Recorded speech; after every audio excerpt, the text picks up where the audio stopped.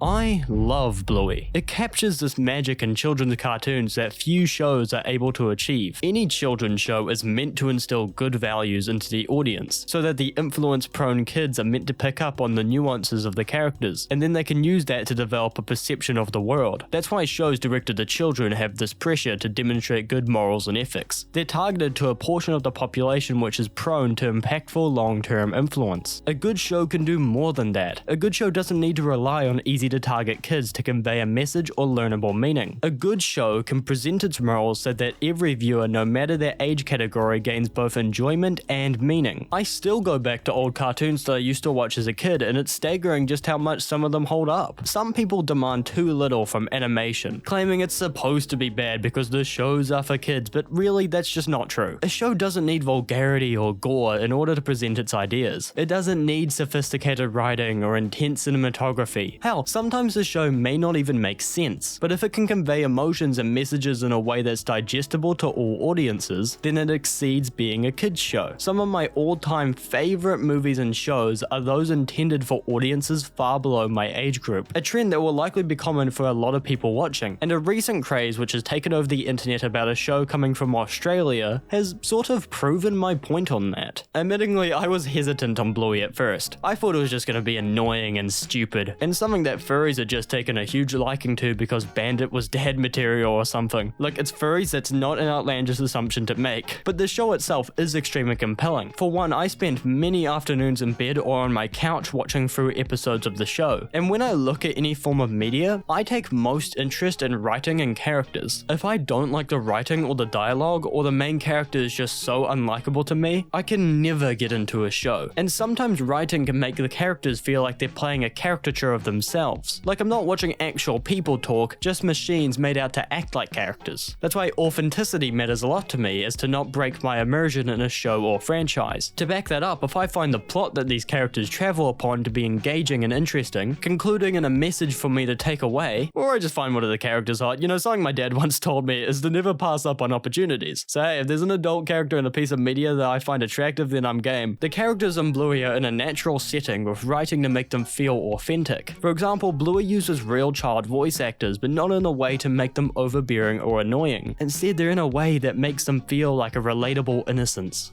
Is that a leaf? Are you a leaf? Now I know some people say this is unrealistic because children are little devil creatures, and I guess I wouldn't fault them for saying that. Bluey gets the pass though because they're adorable and they mean something to me. It would be wrong to say that Bluey and her sister Bingo are completely childish caricatures in a way with little depth or introspection. They're capable of mature complex thought which is still realistic to children, but capable in adults. They aren't childish solutions, they're just simple. You can't sit a kid down and explain a complex thought to them, and I think that the creators know that. Does that make sense? No. Okay, just do your best, kid. Instead, in Bluey, what they do is explain the simplicity through the mind of a child, and how they would navigate a solution, which always ends up in them solving the problem in some way. In the real world, we all grow up to be grown children, and sometimes grown 17-year-old boys like me like to tackle simple problems with complex solutions, when the answer may just be to communicate if you're uncomfortable, or understand a simple life lesson that we skimmed over in our race to solve the issue as fast as possible. To me, that's the beauty of this show, to have children demonstrate the simplicity of life and the ways in which it fluctuates. It's simple because that's all it needs to be. And I like that, it's like comfort food. I'm still getting the messages and the writing that I like in my media, but it's in a more digestible package. Animation-wise, the show doesn't blow me away. The way in which the characters move seems pretty standard. There's nothing that I have to call out as bad, but there's nothing really to write home about. Where this film does excel is through its color palette and backgrounds. God, sometimes these backgrounds are just straight up gorgeous, especially when it incorporates those purples and maroons during night settings. I still think it's nowhere near contention to be amongst the best in terms of visuals. Sometimes it's just sweet enough to carry the enjoyment without being distracting or bland. Although you gotta keep in mind that this is a kindergartner's show. If you look at any other kindergarten show, you don't see these forms of backgrounds and visuals. So among that lane of content, it does stand out as a visually compelling show. Another way that the show stands out is how the setting and the supporting supporting characters combine into a specific niche that isn't tackled by most other popular cartoons. I'll tell you a story. I grew up with the American cartoons in countries that were foreign to me. I didn't care about American football. I played rugby where I'm from. A show could share a message in a beautiful, introspective way, but if I can't relate to the characters, then it's kind of all for nothing. I know if I were a kid today, I would have connected with this show on a much more personal level. Nowadays, I can stop watching the show and move on with my life, but as a kid, seeing Bandit dream of playing touch rugby and then celebrating that with his kid, that would have chipped away at my heart, making it a lot easier to self-insert into the characters. It would have been mind-blowing as a kid to see that and feel that representation. That's why people call for better representation in shows. I know some people like to joke that it does nothing and kids don't actually care. They just insert themselves into anything, but real talk, you're just wrong. Seeing something that we relate to or a character that reminds us of someone in our personal lives makes a show that much better. I saw a lot of my own dad in Bandit, not just with the rugby connection, but in a lot of the ways he talks to his kids. There's not many shows that feel like they're transferring adults back into their childhood like this one. And even the slight details such as the characters calling each other mate or bro, they add another level of personality to the show that is cool to see coming from New Zealand. And I mean, I know this show is Australian, but there's several similarities to Australia and New Zealand, at least enough for the show to cater to both sides of the Tasman. But for those living in Brisbane, there's even episodes of the family traveling around there. I mean, there is a map on the website showing exactly where parts of the show's locations are, which you can see the backgrounds are drawn directly from the locations photographed. This would have been sick. I would have freaked out over something like this as a kid. Of course, that being if it was from my country, which it isn't. I'm from the country over. I live in New Zealand. We're the accidental little sibling of Australia. We exist, and that's about it. Back to Bluey, there's something that's legitimately special about the world building of the show and how it appeals to people's nostalgia. Sometimes the show's biggest fault is it's so idealistic that when seeing the kids get along so well at kindergarten, it can make the adult audience feel guilty of the lives these kids are living and how they respond to situations. The characters are absolutely flawed, but then those flaws get resolved, and it feels like there's no regret or guilt to be had, which isn't exactly realistic to many people's childhoods. I've always been a very anxious child, right? I never got to dance in front of the music guy at markets, so my memories are a bit more reclusive than theirs. I was eating a hot dog and sitting on the bench with the adults.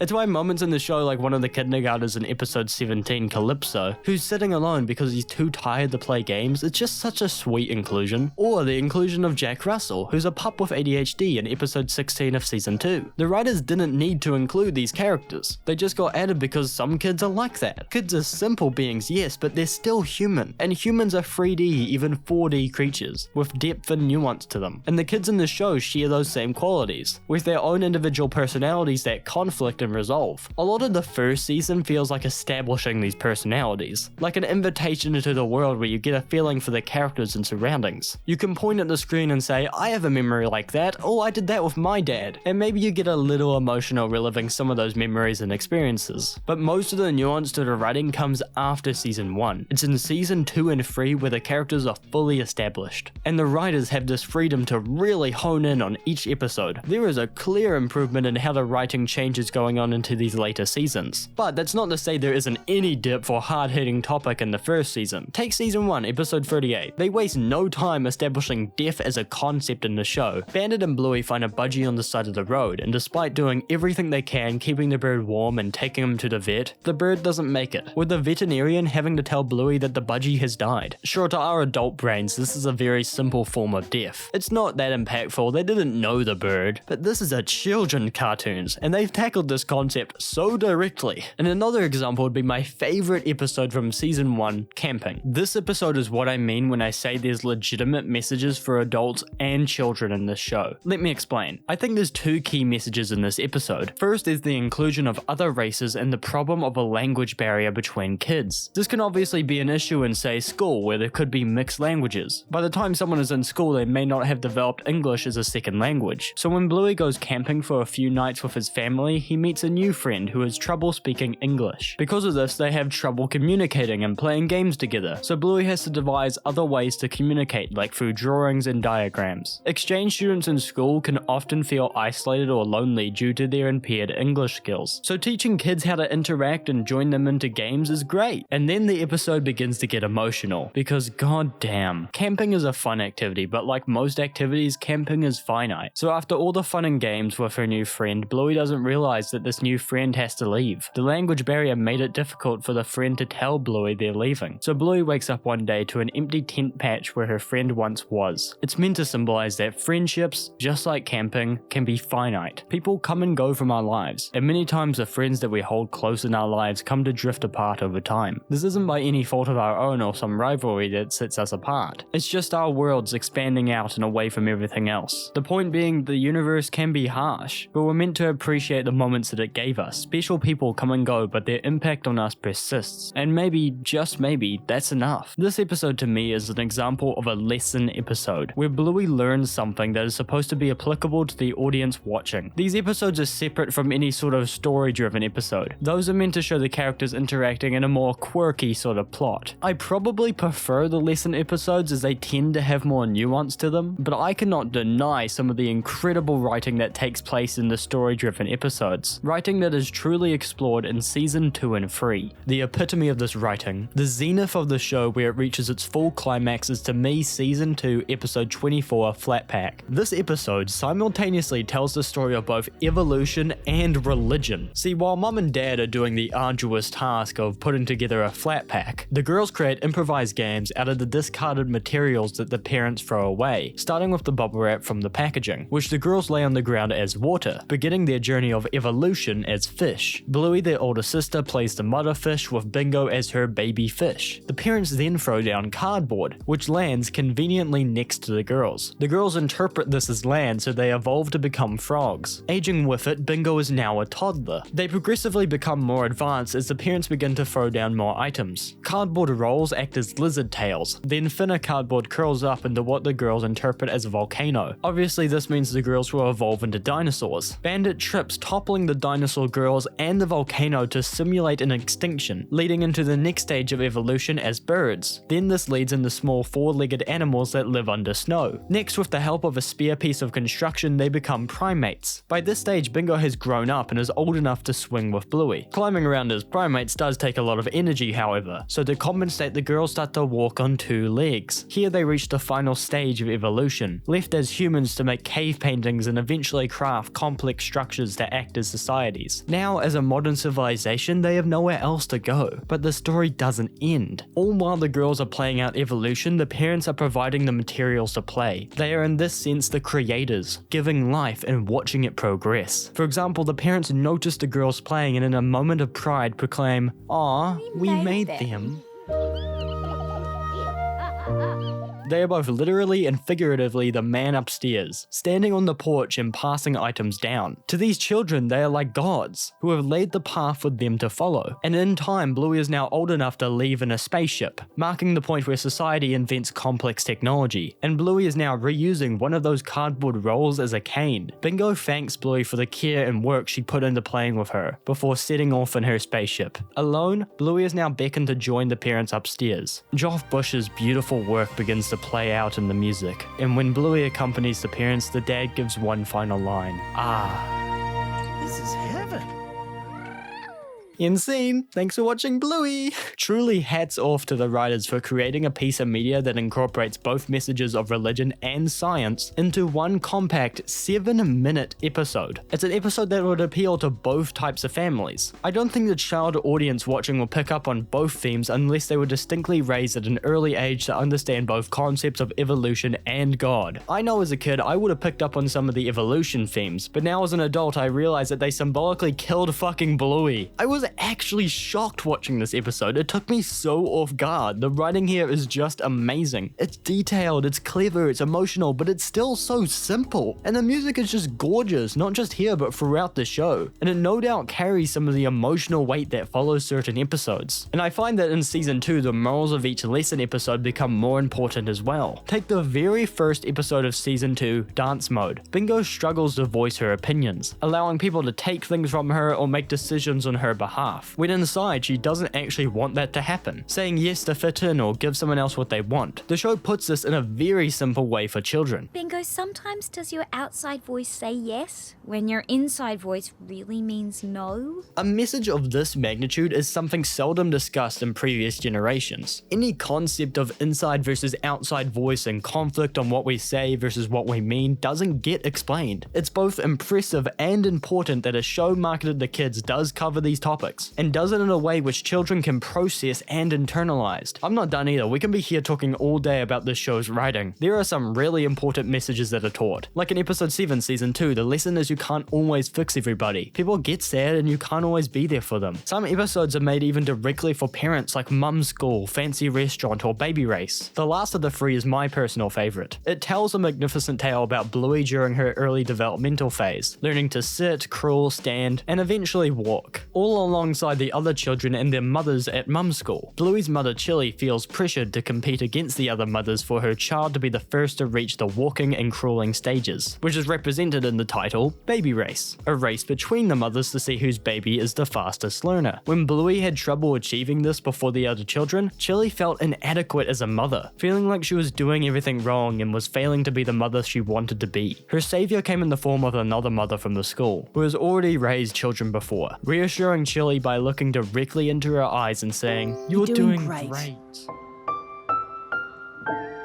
The moral here is to say that we all run our own race, and a direct message to mothers telling them that they're not inadequate for watching their children take longer to learn. It's a very beautiful message, and as a 17-year-old man, it still strikes me as quite emotional and a very clearly impactful scene. The show did such a good job at conveying these messages, and the writing here is just sublime. Now, what if someone tries to replicate those aspects? Remove all the ties to Australia and New Zealand, remove all the authenticity and enjoyable characters, and remove all the good messaging, all the messages to adults, the important life lessons, and the legitimate emotions that burst my heart open. Now you've got a copycat which fails on all fronts in comparison to the original. Add on to that copycat is made by the DailyWire. Yes, that DailyWire, the one with Ben, femboy-loving, hypothetically speaking, Shapiro. Then you got the show Chip Chilla. This show annoys me, and I hate it for more reasons than just the creators of the show, who we will get into regardless. But first, what even is this? What is a Chip Chilla, and how the fuck did we get here? Chip Chilla comes as a product from the company Benckert, an offshoot from the DailyWire, initially announced earlier this year in March. October, however, would mark the date of the official launch. Its goal? To act as a stand-in for all kids media free from any politics or political agenda. The inspiration comes solely as Disney introduces LGBT representation into their movies and shows. Not exactly revolutionary on Disney's part, but it's a step in the right direction, I guess. Benckert and its founders Ben Shapiro, Caleb Robinson, Ferris Wilks, and CEO Jeremy Boring, a very apt name in hindsight, set out to make a replacement to Disney's woke LGBT media. An extremely spiteful and pathetic origin story which any normal person would be terribly ashamed of. But not these guys. Take their announcement video for example. Out of just 9 minutes of the video, 2 whole minutes are spent hung up about Disney. And it's not 2 minutes at the end, it's not 2 minutes during the middle, it's the first 2 minutes. The word Benckert isn't even spoken until 1 minute and 54 seconds into the video. The fight between Disney and these weirdo conservatives have been going on for a while now. My favorite example was the protest outside Disneyland last year that Boy made a great video about. To summarize, Disney is using subliminal messaging to indoctrinate children into its not-so-secret gay agenda, something that Benckert aims to fight back against, as they claim to be an apolitical organization, free from any politics or any of that woke Disney garbage. The problem here is fairly apparent. It lumps gay people, LGBT, black, and all minority groups and any form of representation as political. And let me tell you, gay people is not a political opinion. The inclusion of gay people or characters into a show should be no more political than having people in it. The ones that say it is political are those who think the gay people shouldn't exist. So ironically, the political side here would be Benckert, who choose to categorize gay people as political objects. According to Benckert, the idealistic cartoon involves none of these things. And that's how we come across the range of of children's TV that Benckert offers. In particular, the most important one for this video will be Chip Chilla, which looks like a certain Australian television show, you could say. The way it's animated feels distinctly similar. That art style, the color palette, and the backgrounds. Something just feels a bit off about this cartoon, and I wouldn't be the first to suspect that. Article after article about this conservative Bluey knockoff. US cartoon Chip Chilla is accused of being a direct ripoff of Bluey. Is new kids show Chip Chilla a blatant Bluey knockoff for conservatives? Conservative Bluey ripoff is a national disgrace, holy shit. Maybe it's just influenced or a coincidence. It doesn't make the show a copy, surely. Well, actually Chip Chilla didn't always look this way. In fact, through promotional material, we see the first iteration of what the show Chip Chilla was supposed to look like. See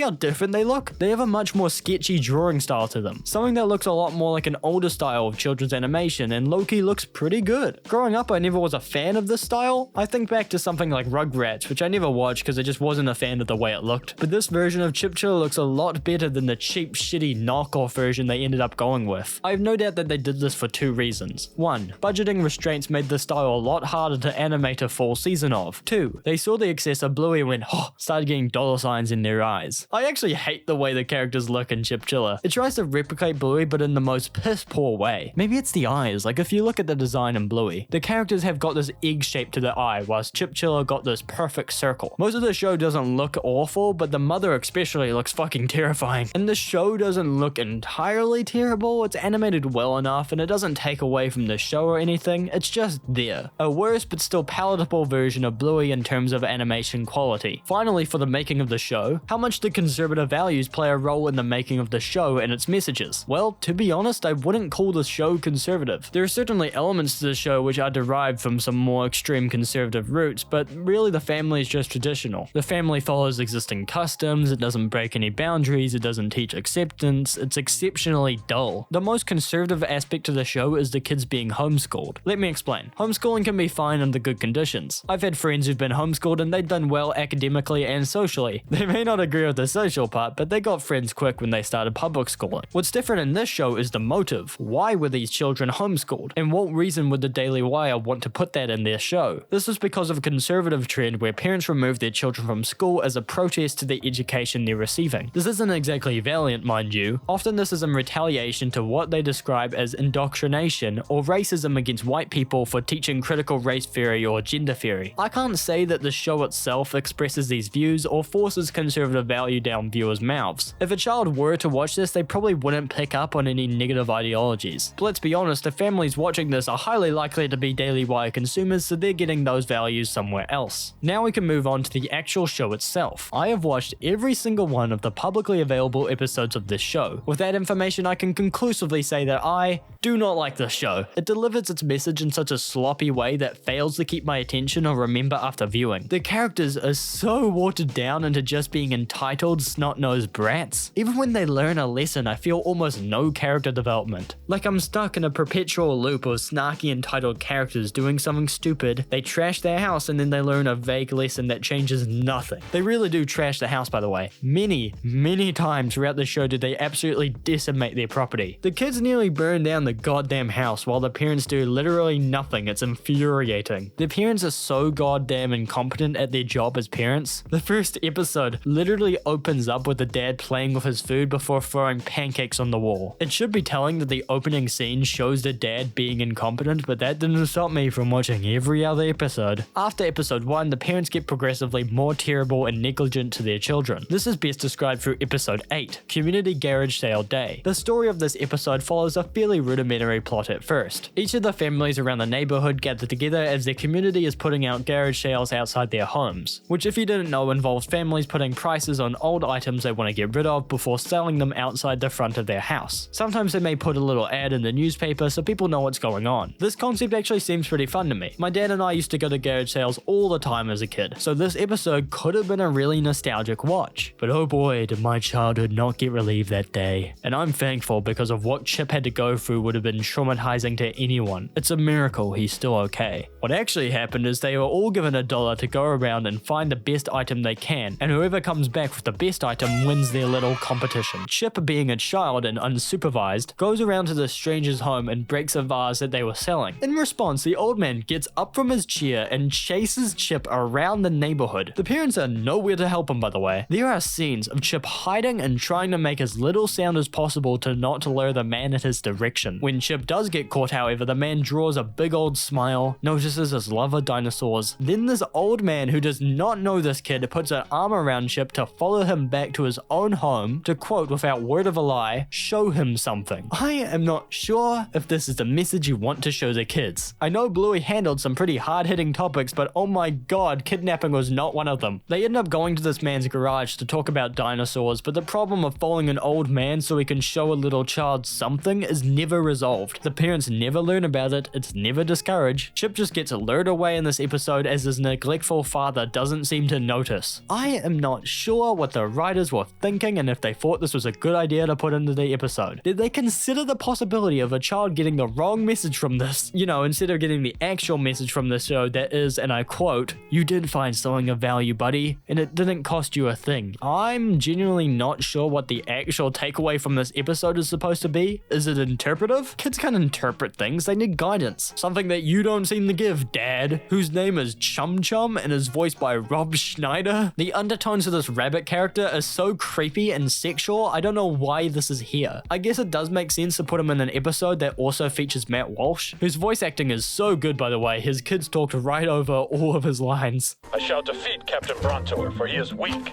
and I am less weak. Wow, what a staggering and beautiful performance by me. I only have one line, but I deliver it with such skill and force and artistry that it practically brings you to tears. This is what many people are saying. And I'll be honest that my daughter talked over my line, so I had to rewind it and play it again and say, everyone be quiet for a second. Listen to this. And make sure everyone heard it. Stuff so good even your kids don't want to hear it. The rest of the voice acting is fine when dealing with the scripts they were given. The kids in the show actually feel like kids this time, and not the wholesome type of kids that were in Bluey. No, and this time they feel like snot-nosed brats that would call you a slur in high school. I don't want to criticize the child voice actor who played Chip too harshly, as that would just be unfair. Although I think some of this direction was made to have the voice actor draw out his words to seem like more of a whiny kid. It's really noticeable in certain episodes like this one. What? Oh man, why does Chilla get to do everything first? She rides a bike first, she lots a tooth first, now this! Again, I can't fault the actors for this. It's likely how they were directed. What it does show is the difference between the characters of Bluey and Chip. How much more likable one show is compared to the other. The daughter is so substanceless that it's not even worth going over. She's just there to kind of tie up the plot and largely get sidelined in multiple episodes. 90% of the time, all they do is argue with Chip, which makes for a lesson that Chip has to learn. Now, the mother, on the other hand, is a slightly more curious case. Particularly, I want to point out episode 2, where the daughter is too much of a snitch when reporting the neighborhood news, so she now has to report on the more nice deeds instead. Yes, this is a real episode funded by the DailyWire. The mother roleplays as a secretary for a scene and says this. I don't know, maybe it's just about using your judgments. Oh, but what do I know? I'm just a secretary. Just a secretary? That's all you have to say about yourself. And that makes you stupid. I wonder if there's any undertones to this joke. And I can't say there's much more to her character besides that and looking fucking terrifying. On top of that, you may have noticed something about each of the characters. Purple symbolizes a girl and blue symbolizes a boy. How original of an idea. Alternatively, you can look at Bluey, which takes the opposite approach to this. Bluey and Bingo are opposite colors, but they're both girls. Not only are they both girls, but they're girls that aren't just dumb secretaries or secondary characters with little to no personality. See, in Bluey, you get these nuanced ideas that just aren't tackled much in children's media. They're topics that relate to both parents and kids. In Chip Chilla, you don't even get an idea. You get a convoluted message that relates to no one. You get characters that are annoying, incompetent, or stereotyped women. You get boring plots with little in the sense of direction, and it's made by a conservative company whose only goal is to eliminate LGBT. At best, the show is mediocre with not a lot going on, and at worst, it creeps me the fuck out. The people behind Benckert know just as well as anyone that a kid's developmental process is incredibly integral to their learned behaviors and characteristics. They know that by making a show and the entire division of their company through Benckert, that they can promote the ideals that they want to promote, which becomes concerning once you learn that those ideals are against what they describe as the gay gay agenda. To them, that means our rights, our freedoms, and our existence. Putting queer representation in media proves that we exist, something that they're afraid of acknowledging. But, as to not end on a sad note, let's talk about one more episode of Bluey. A little treat for those who made it to the end of the video. And that episode happens to be the top rated episode on IMDb. You've probably heard of it, it's Sleepytime. The visuals during this episode are impeccable. While I found a lot of the series to be appealing, this episode just takes it to another level. Bluey's style of animation and color palette works best when it's accompanied by these moody dark lighting, so the vast environment of space aids in creating these stunning visuals. The episode also features possibly the best musical composition in any one of the episodes. The gorgeous instrumentation complements the visuals so well that it manages to vastly improve the setting. Space acts as a dreamscape conjured up in Bingo's mind, inspired by the book her mum read to her as a bedtime story. As Bingo goes to sleep, she promises to be a big girl, to wake up in her own bed and not need the help of her mother. Clawing to keep those promises, Bingo fights against the cold space and loses her stuffed toy rabbit. This is meant to parody the events of real life, such as losing the blanket or dropping her stuffed toy while sleepwalking. Her mother, seeing Bingo in this restless state, cuddles up next to her in bed. She is now the sun giving Bingo warmth. She is the brightest body in our solar system. But even with this warmth, Bingo turns to her planet knowing that she has to go back one day. She tells her mum that she's a big girl now, and her mother reminds her that she will always be there, like the sun in the sky, because she loves her. Ending on a final shot of Bingo waking up in her own bed. The sun rises as the episode ends.